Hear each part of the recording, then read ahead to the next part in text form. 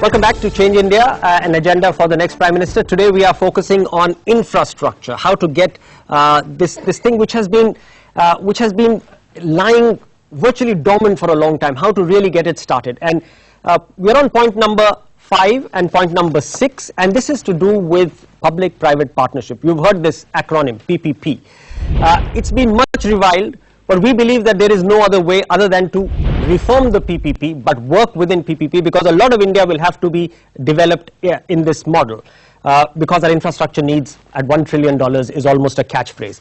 Along with that is point number 6, which is really you've got to now, we've talked about how financing can be opened up for PPP projects. We've said you've got to develop long-term bond markets, you've got to get pensions funds and private equity funds into this. Banks, commercial banks cannot provide all the financing that's needed for India's infrastructure needs. Vinayak, I know you've written extensively on this. You know, the fundamental point about a PPP contract is that it envisages that the private sector promoter developer is able to predict traffic or footfalls or coal prices across a period of 30 or maybe even 60 years. In the case of Delhi, Mumbai airports, the contracts are 30 plus 30, 60 years. Now, that's a huge amount of economic prediction that even a seasoned economist can't do. So lawyers call a PPP contract an incomplete contract under law. Right. So the moment you accept the proposition that with best of intentions a PPP contract is an incomplete contract under law, then you, in parallel, if you agreed with that logic, then you need a system that enables transparent, credible renegotiation. Yes. So therefore it is imperative, we have been saying this for a long time to the Prime Minister, to the Planning Commission, to the PMO, that we certainly need a credible, transparent organization for PPP renegotiation. I fully endorse the point. Right. Srivatsa, give us some practical inputs on how this can be set up and done, this design can be improved. Well, I agree and disagree with Vinayak on what he just said. It is an incomplete contract, but it is so in every part of the world. How is it that developers and authorities in other parts of the world predict traffic with a large amount of accuracy? The problem is, in the unique Indian context, we have developers who try taking out every bit of equity before the first stone is laid, and then come back and say we want to renegotiate. They assume there will be a renegotiation built into the contract, so the level of trust between the government and the private developer is extremely limited. That's the first point.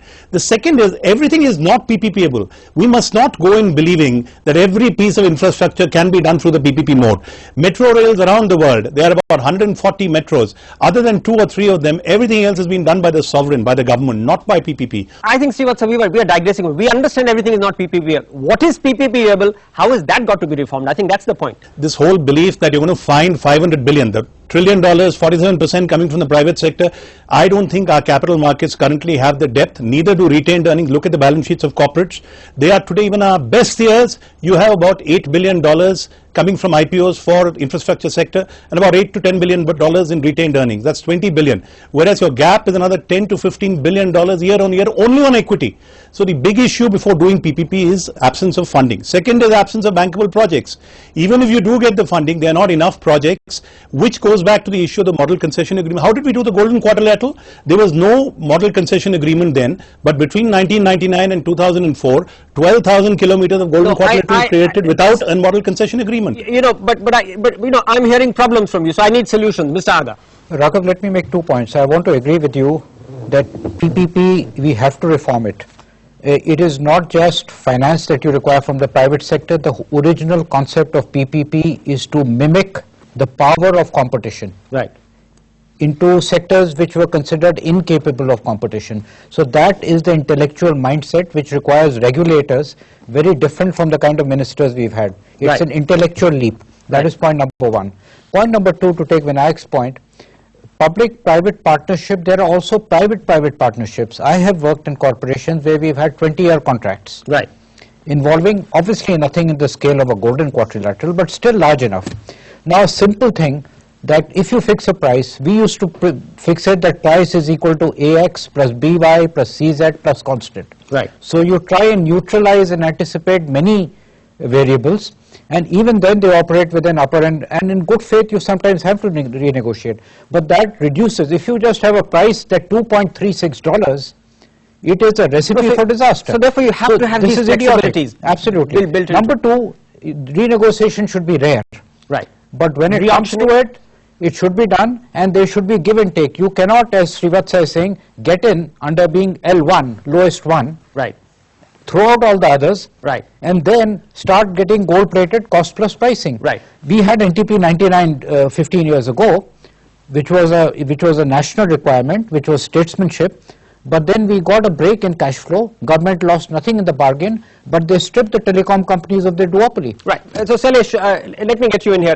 We've also said wherever projects are failing, then since government is involved here and since government money is involved here, you've got to have no other way but a transparent re-auction. Actually, absolutely not. Absolutely not. Let me take a minute here. Yeah. You know, Vinayak and I have debated this over the last 5 years. If there is a PPP contract, all you have to do is, after the award, stop any renegotiation. And this is the global practice. We need to recalibrate our PPP model. And let me define it as caterpillars and butterflies. Give me a minute.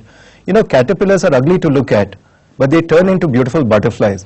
From a finance perspective, infrastructure projects under construction are very ugly to look at. But when they start throwing up cash, they turn into butterflies.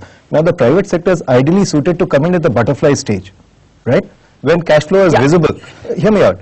I'll give you 4 examples of highways in India. Right. One is the Bangalore-Mysore Expressway, one is the Yamuna Expressway, one is the Bombay-Pune Expressway, and one is the Kundli-Manesar-Palwal Expressway. Which of these is the most successful? The Bombay-Pune Expressway. And that is what happened in the Bombay-Pune Expressway. It was constructed using government money and contracts, and then given it out once it was throwing up cash. No, fair enough. So Dheeraj, we've heard. As we've seen, this is a lot of how it can be reformed going forward. We have a problem of a past mess to clean up as well. So so sum it up for us. We've heard lots of points of view here. Yeah, I mean, it's a difficult one because, as you said, there's very little other option. I mean, there's maybe some projects which can be done by the public sector alone and some by the private sector alone, but a majority have to be in partnership.